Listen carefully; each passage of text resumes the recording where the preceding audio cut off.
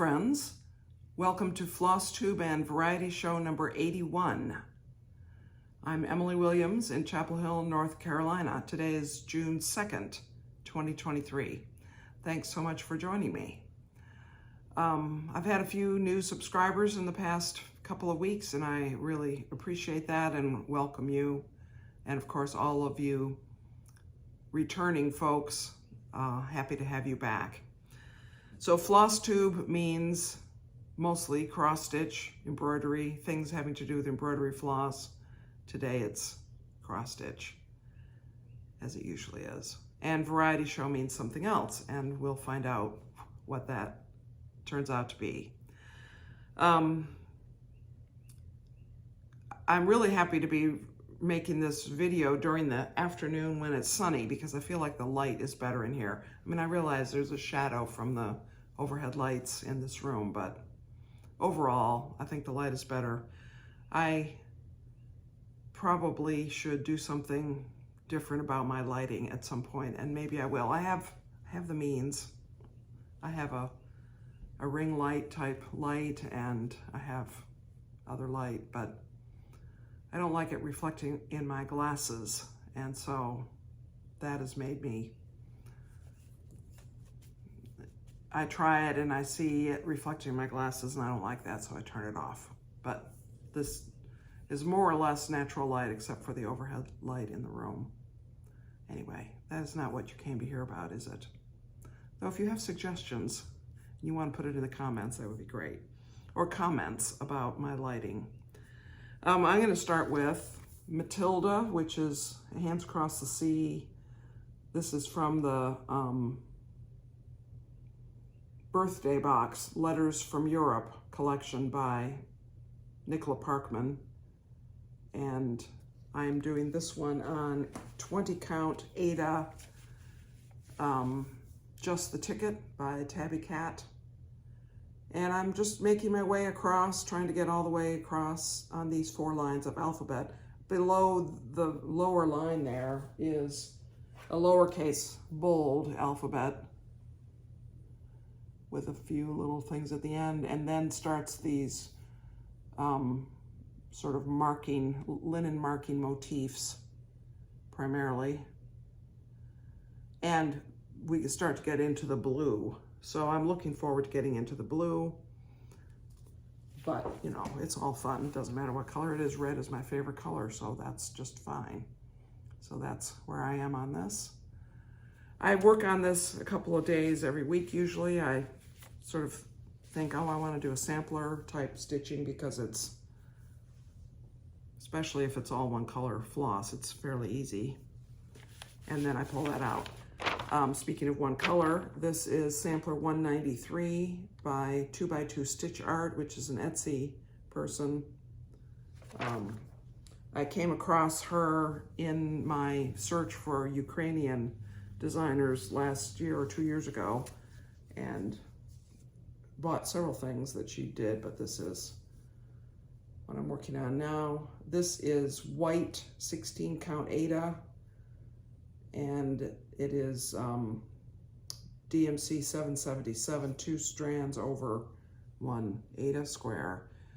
And I'm just continuing, just making my way. I feel like in some ways this is boring to see now that the entire quarter of it is done.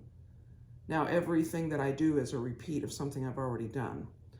But nonetheless, because it helps me be excited about working on it, of course I'm excited about all of this, I'm gonna keep showing it. And, you know, I don't think I'll finish. So I sort of, at the beginning of the year, I laid down what I thought were reasonable plans for what I was going to work on, what I was going to start, what things I would finish, or how many stitches on different things I would get done.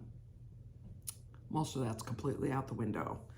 But that piece and the tiger piece, which I'm not going to show today, sorry. Both of those are within reach of my goal, which I think were around between 12 and 15,000 stitches for the year. And that is this one right here. This is very doable because it's all one color. I pick it up to work on anytime I want to give more attention to something else than to my cross stitch. And of course, when I want to give ultimate attention to something else, I pick up knitting because it's very, especially the kind of knitting I'm doing right now, which is that garter stitch, just plain old garter stitch. It requires no attention, almost no attention, and practically no light. This is the Cuckoo Bird Sampler, Cuckoo Bird Sampler by Heart in Hand. I was attracted to this one because it's a cute little small. It has a whimsical alphabet, and it's in honor of Brenda and Laura, Brenda and the Cereal Starter. And I finished it. So there it is. I'm doing this on red cedar, 20 count Aida, dyed by Cedar River Linen and Design. And because I'm doing it on this darker color and using DMC ecru thread, the beads that came with this kit, which were selected to match the thread, if you did it as a darker thread on a light fabric, didn't match. And so I just put some French knots in there. And I think it's fine. I figure what I'll do is I'll consider this, I'll think it through, watch, sort of look at it and think about it. And if I decide I really want the beads instead of the French knots, I'll just get some. Although the beads would be the petite beads, Mill Hill petite beads in the color cream. And I can get them. They are not expensive, less than $2 for the little packet of beads. But the shipping is $5 to get them from, say, 1-2-3 Stitch. So it just seemed ridiculous to spend $6 to use, I think it's 9 or so beads that I need. Maybe at some point, I mean, I don't know anybody else who cross stitches, so I doubt I'm gonna ever come across somebody who will say, oh, I have those beads, just take a dozen of them and do it. Maybe somebody will do that someday, but it's hard to picture.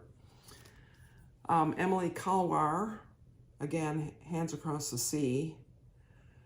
And I didn't check my video last week. I don't usually watch my videos again just because I have a lot of other videos I watch, and but anyway, so can't be 100% sure, but I think that I had not finished these two teal bands. And so I did that, and possibly I finished some other things that you haven't seen, but I definitely started that, the first multicolored band down below. And this makes me really curious as to whether this is charted with the colors on the front or on the back. I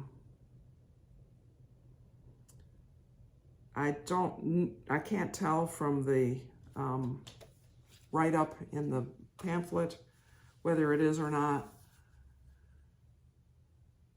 I kind of have a feeling it must be the colors from the front, just because the colors in that new section seem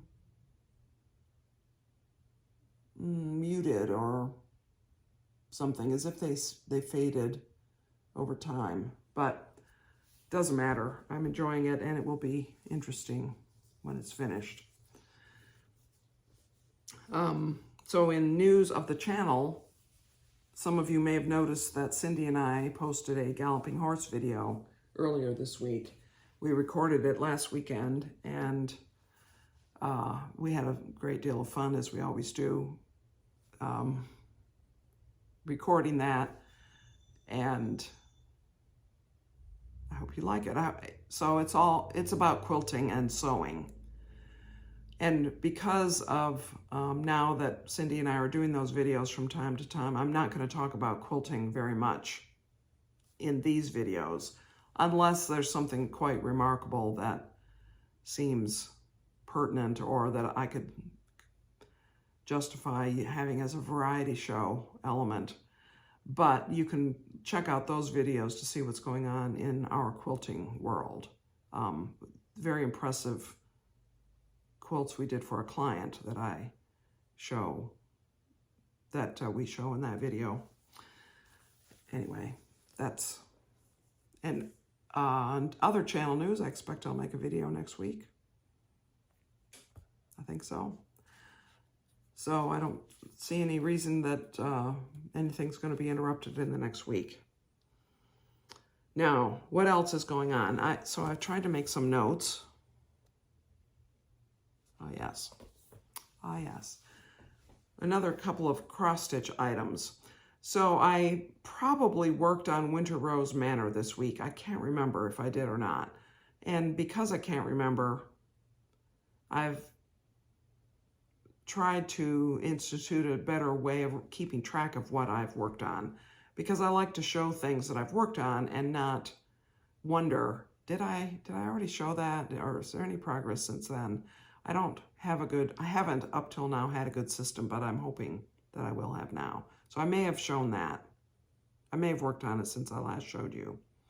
I know that last time I showed you the nativity scene by Stitchy Princess, another Etsy shop, and a designer from Ukraine. And I think I showed you my plan to start Hannah Campbell at some point, maybe soon. I had thought I might start Hannah Campbell on my birthday, which is in a couple weeks, but I kind of want to finish Emilie Kalwar first, just to keep the number of samplers underway at a reasonable number, which some of you may think, oh, Emilie, you've got plenty of scope. Just start it, and start 2 or 3 other things too. And others of you may say, Emilie, you're just driving me crazy with all the projects you have going. How can you do it? Yes, I've talked before about my sweet spot. I'm trying to figure out what it is. And this weekend, starting today, would be the Blackbird Weekend Stitch Along, normally the first weekend of each month. So last month, I finished the piece I was working on, Spell of the Moon. And my next start was going to be Little Acorns, which has the verse on it, Mighty Oaks from Little Acorns Grow. And it's from Winds of Autumn book. And I have the threads for it. I think I have all the threads, but I hadn't decided on fabric. And it's another fairly good-sized piece. It's not a quick stitch by any means. It's not a small. So I am not sure whether I want to start that right now, because let's just count. I have Mathilde, Emilie Kalwar, which are samplers. I have the red sampler 193, which is a piece. I have Winter Rose Manor, which is a picture. That's 4 things. I have, let me just look at this note. I have my 2 full coverage pieces, Under the Roof of Blue Ionian Weather and the Tiger. That's 6. I have the Christmas piece. That's 7. Nativity Scene. Is that all? Well, maybe. That somehow seems like fewer than it felt like, if you know what I mean. So maybe I'll start something. In my list of things I planned to do this year, one of the things was I planned to start Harriet Salt, which is a Bristol orphan sampler charted by Hands Across the Sea. I had planned to start that on my birthday, which is in a couple of weeks. And it's red. It's a red sampler. It's just red. And I even think I have the, I picked out a DMC red and had a lot of it, bought quite a few skeins of it at some point. And I think I even have a piece of fabric that I could use. I think I was thinking of using Fox and Rabbit hog bristle, which I believe I have a ½ yard of, or maybe even a yard. I have a pretty big piece of that, and I think it's 18 count. But I don't think at this moment I want to start another sampler that's so large. I think I would rather put my sampler efforts toward Hannah Campbell, which is sort of a different type of sampler, and finish up Mathilde and Emilie Kalwar and pick another one from the Letters from Europe box. That's kind of what I'm aiming toward.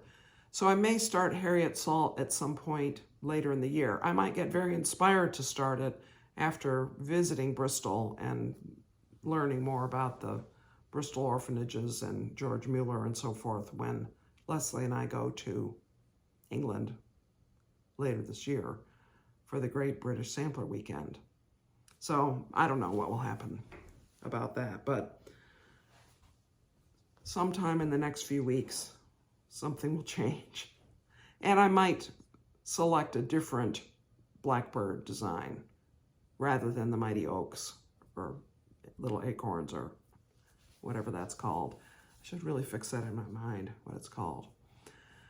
So, for variety show content today, I thought I would talk about sea stories and that type of book.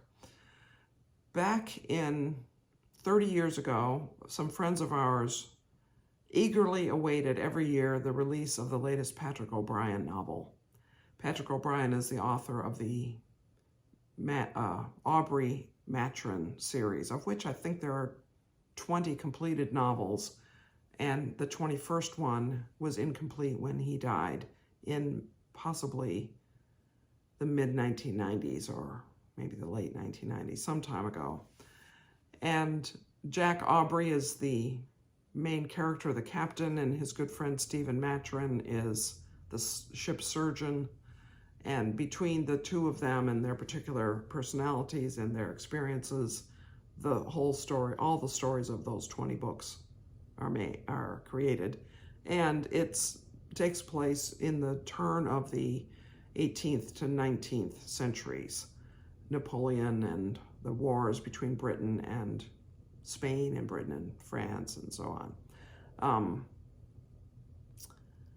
In fact, it might even get into the War of 1812.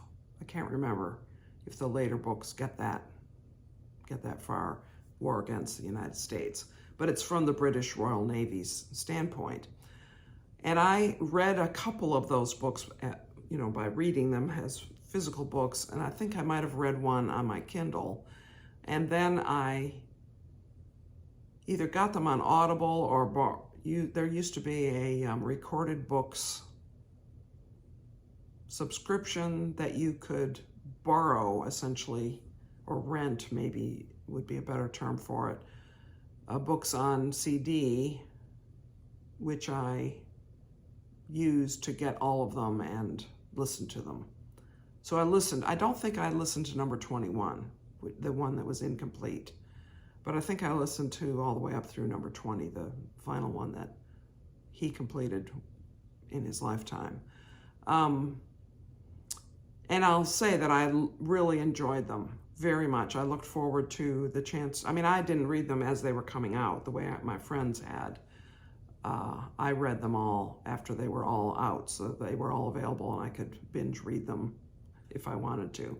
I think I would do a couple in right in a row and then take a break. And I was listening, same narrator for all of them, and very good narrator. Can't remember who it was. But if you look for, probably on Audible, it's probably the version that they have available if you're interested in those books. And around the 90s, sometime in the 90s, maybe, I can tell when, the movie Master and Commander, The Far Side of the World came out with Russell Crowe, and it was it was a good movie, well done. It's not based on one book, so the first book in the series is called Master and Commander. And the ship that is his most favorite ship was the HMS Surprise, which is a small ship. It's probably on here what year this is, but it's written in light colored print on dark background, and I cannot, even with my brand new glasses, I can't make it out. Anyway, some time ago. We enjoyed that movie. Now, more recently, I've started reading C.S. Forster's Horatio Hornblower series, and it's the same time period, also British Royal Navy. And so we pick up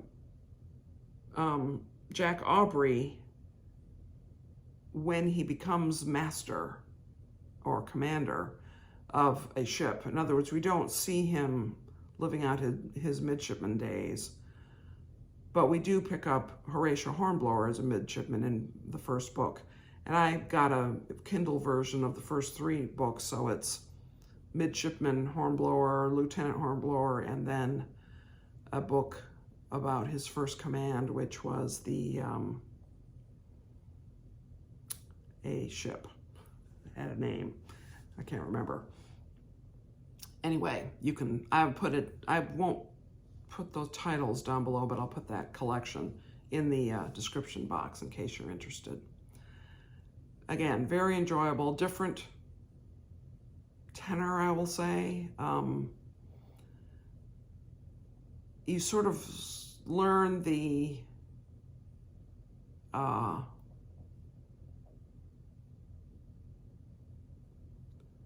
character of Horatio as he grows up, as he matures, in a different way than we learn about the character of Jack Aubrey. And in the case of the Master and Commander series, the Patrick O'Brian series, I found a lot of it funny. There was some very clever writing in it. And in Horatio Hornblower, I haven't really noticed it being funny. It's more adventurous and, you know. But one of the things, I may have even mentioned this in a video at some point, but it's certainly something that reading the Aubrey Maturin series brought to mind, is the value on ships of the Articles of War, which is basically the rules under which his Royal Navy ships operated in war and in peace, I think, but certainly in wartime. And it gave the rules of engagement with enemy, it gave the duties of officers and the duties of seamen and the consequences for failing to do your duty.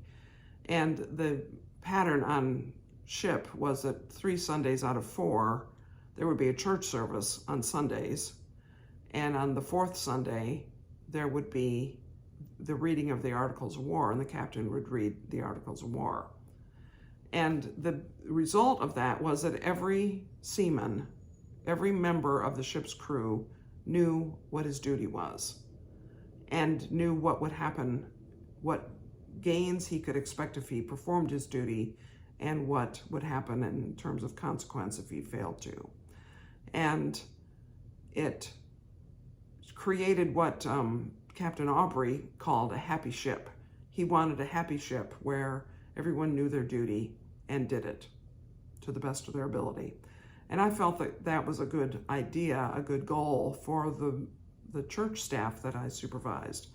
They should know what their responsibilities were, what was expected of them, what was expected of the people that they supported, the ministry leaders that they supported. And if everybody did what they were supposed to do, we would have a happy ship. And so I thought that was a pretty good idea, that idea of reading the Articles of War every 4th Sunday. I don't supervise anybody anymore other than my husband, and I don't have to think about management or anything anymore. But I still do think of that as a good idea, a good way to manage. It's funny, again, I may have said this before, but my husband recently retired from IBM. He was a programmer, computer programmer. And I recently retired as a church administrator or manager, supervisor from our church, the Chapel Hill Bible Church. And Byron once said that he understood the difference between a programmer and an administrator, a supervisor, in this way. And he could see it in the way our marriage works. that he is a programmer, and so he sees a problem that needs to be solved, and he thinks about how to solve it, and he solves it. I am a supervisor and an administrator, and I see a problem that needs to be solved, and I think about how to solve it, and I assign someone, i.e. Byron, to solve it. And so that's been kind of funny. Right now he's out solving the problem of us needing groceries, so that works well. I said, here's some things on the grocery list, and he went out to do the shopping. I think that's quite wonderful. So that is all I had today. This is kind of a video on the short side. I hope you're not disappointed. Hope it just gives you 5 or 10 extra minutes to do something else that you enjoy. Check out some other floss tubers that maybe you haven't looked at yet. I've just recently discovered, and pardon me if I mentioned this last time, running with scissors, stitching with Jane and Julie. That's a pair of friends who both do cross stitch and they do hardanger, and they seem to have fun together, and it's quite enjoyable and interesting videos. I came across them maybe a month or two ago, probably 2 months ago, and I've been over time just picking up one of their older videos from time to time. I'll put that down in the description field, but you could check them out. You could check out some other floss tuber you haven't watched yet, and a couple of you who are my viewers I know have floss tubes also, and I look forward to your next output as well. Thank you for tuning in today. I hope that you have a great first weekend in June, and for some it may be the end of the school year, and that might be a significant date. I know my son and daughter-in-law are, maybe this week might have been the last week of school, or it might be next week, and they're looking forward to a little more relaxed pace for the summer. They're teachers is the point there, and I hope you get a lot of fun stitching done, or hanging out with friends, or other activities that these balmy days of summer here in the Northern Hemisphere, the early days of summer, bring your way. Thanks so much for watching. Many blessings to you, friends.